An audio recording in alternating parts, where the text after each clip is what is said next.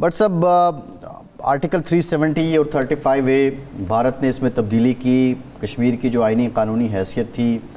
اس کو بھی ختم کیا، بھارت کا حصہ بنا دیا۔ پاکستان تو شروع دن سے کہتا ہے کہ جو کشمیر ہے وہ پاکستان کی شاہ رگ ہے۔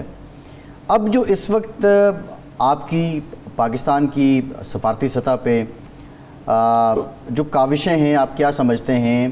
کہ وہ یہ آرٹیکل 370 اور 35A کو اس کو پرانی حیثیت میں واپس لانا ہے، یا کوئی اور اپروچ ہے جس کے تحت کشمیریوں کی آزادی کو یقینی بنایا جائے؟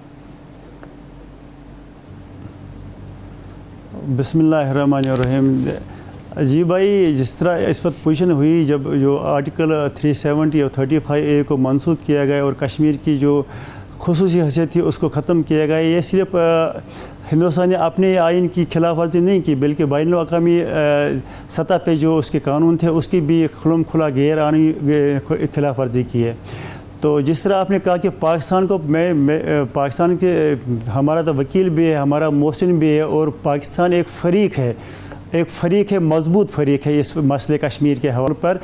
جتنے بھی ممالک ہیں بین الاقوامی سطح پہ، ان کی ایک میٹنگ بلانی چاہے، جو ان کے وزرائے خارجہ کی ایک میٹنگ بلانی چاہے، اور ان کو بتانا چاہے کہ کیونکہ جو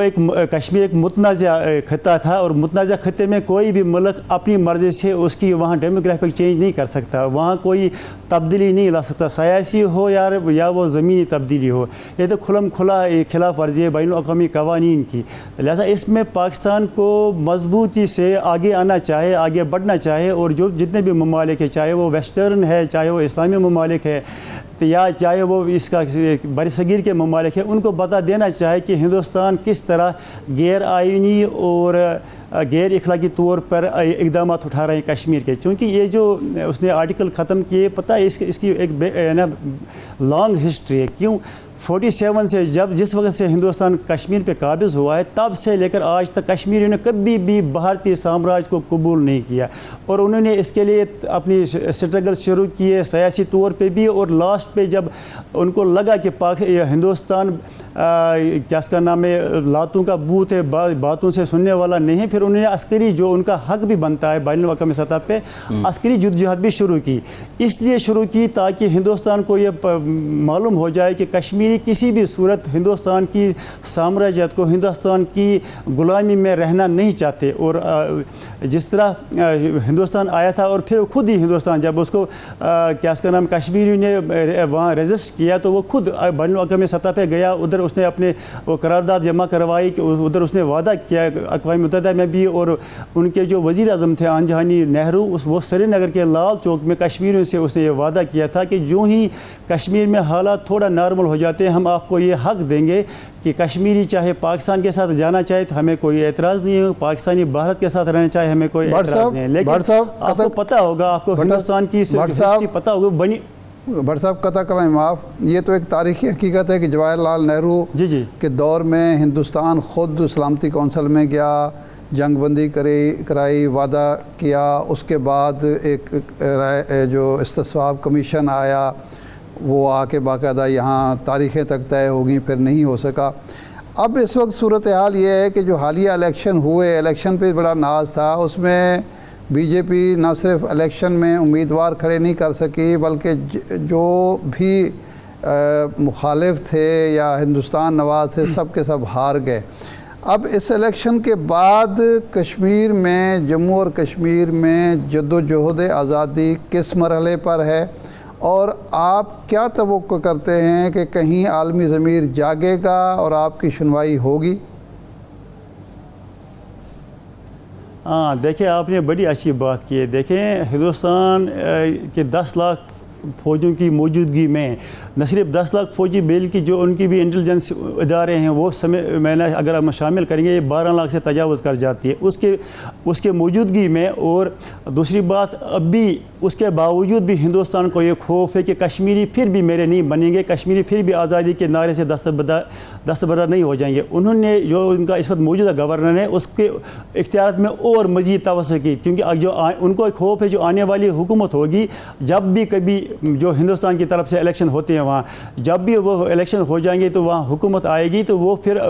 جو آرٹیکل 370 35 ان کی واپسی کا مطالبہ کرے گی. باقی اس نے اس سے پہلے ہی وہ الیکشن ہونے سے پہلے اس نے گورنر کے اختیارات ان کو اور مزید اس میں اضافہ کیا ہے. یعنی کہ اگر اس وقت کوئی وزیر بول نہیں سکتا جب تک نہ وہ 2 دن پہلے اس کے گورنر سے اجازت مانگے. اسی طرح کوئی وہ قرارداد پاس نہیں کر سکتے جب تک نہ وہ گورنر سے پہلے اس کی اجازت لیں. یعنی کہ اس کو خوف ہے. اس کے باوجود بھی دیکھیں یہ اللہ تعالیٰ کی طرف سے بھی ہے اور کشمیر کی جو عزم صمیم ہے، جو ان کی وہ ہے نا وہ ڈیڈیکیشن ہے، اس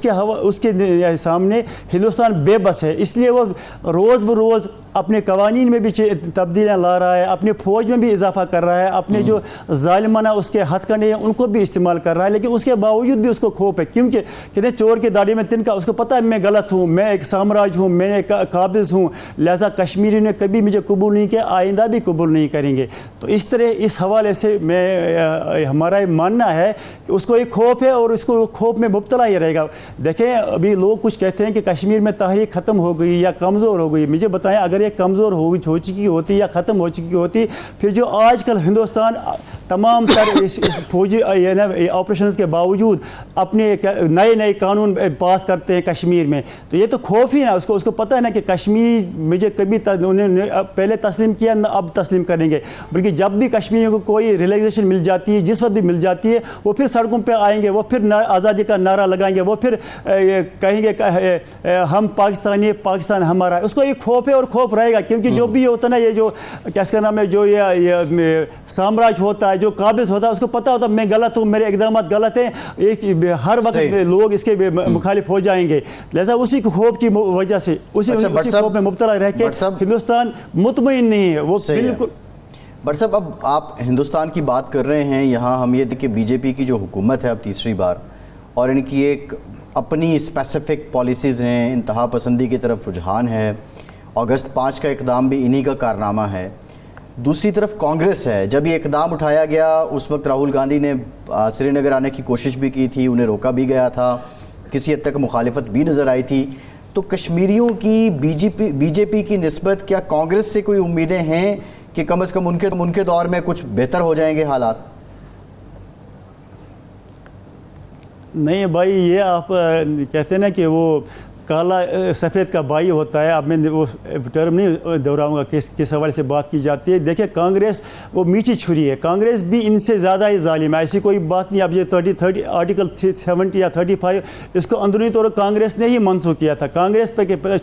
خود تو خاموش رہتی ہے لیکن وہ لوگوں سے کام کرواتے ہیں. کانگریس میں بھی کوئی فرق نہیں. جو بھی دیکھیں جتنی بھی پارٹیاں ہندوستان میں ہیں وہ کشمیر کے حوالے سے ان کا ایک ہی نیریٹو ہے. ہاں کوئی اب فرنٹ پہ آتا ہے جس طرح بی جے پی، وہ فاشسٹ ہے تنظیم، ان کے سلوک سے ان کا نظریہ بھی ایسا ہے، ان کا مینیفیسٹو میں بھی ہے کہ